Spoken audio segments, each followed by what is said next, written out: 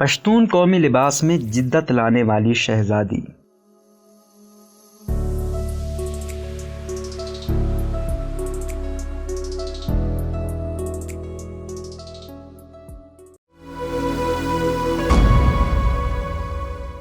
ہزار خان بلوچ کے مطابق بلوچستان اور افغانستان میں مقیم پشتون قبائل کی خواتین کسی زمانے میں بھاری بھرگم لباس استعمال کرتی تھیں، جس کی وجہ سے اس کا رواج آہستہ آہستہ کم ہوتا گیا، لیکن کوئٹہ کی ایک خاتون نے اس کو دوبارہ فیشن کا حصہ بنا دیا ہے۔ کوئٹہ کی رہائشی شہزادی فوزیہ قاسی کہتی ہیں کہ ہمارے روایتی پشتون لباس کا استعمال ایک وقت میں بالکل ختم ہو گیا تھا، جو ہماری خواتین شادی بیاہ اور عام طور پر بھی پہنتی تھی۔ اس کی وجہ یہ تھی کہ وہ بہت بھاری بھرکم بنا دیا جاتا تھا۔ انہوں نے بتایا کہ جب میں نے اس کام کو شروع کیا تو میں نے اس میں یہ تبدیلی کی، اس میں سے تمام فالتو کپڑے نکال دیے اور اس کو بالکل ایک ہلکا سا لباس بنا دیا تاکہ یہ آج کل کے حساب سے خواتین کو پسند آ سکے۔ انہوں نے بتایا کہ جب افغانستان میں جنگ شروع ہوئی اور وہاں سے افغان باشندے نقل مکانی کر کے یہاں آئے تو کچھ خاندان ہمارے گھروں کے قریب رہنے لگے۔ فوزیہ کہتی ہے کہ چونکہ یہ ہمارے گھروں کے قریب رہتی تھی اور میں نے ان کو غربت سے دو چار دیکھا اور میں نے سوچا ان کے لیے کچھ کرنا چاہیے اور میں نے ان سے ان کا لباس بنوا کر فروخت کرنا شروع کیا۔ اس طرح میرے کام کی ابتدا ہوئی۔ وہ بتاتی ہیں کہ پہلے وہ افغان پناہ گزین خواتین سے ان کا بنایا ہوا لباس لے کر بلوچستان میں اور باہر فروخت کر کے ان کا حصہ ان کو دیتی تھیں، پھر میں نے اس کو وسعت دینے کا فیصلہ کیا۔ فوزیہ نے بعد میں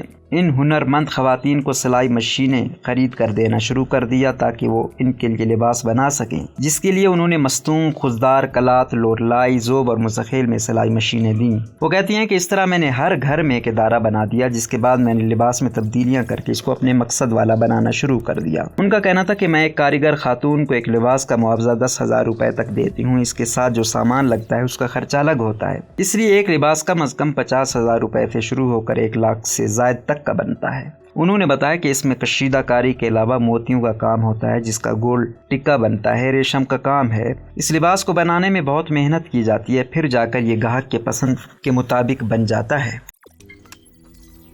روزنامہ قدرت کی ویڈیو دیکھنے کے لیے ابھی YouTube چینل پر سبسکرائب کریں اور بیل آئیکن پر بھی کلک کریں۔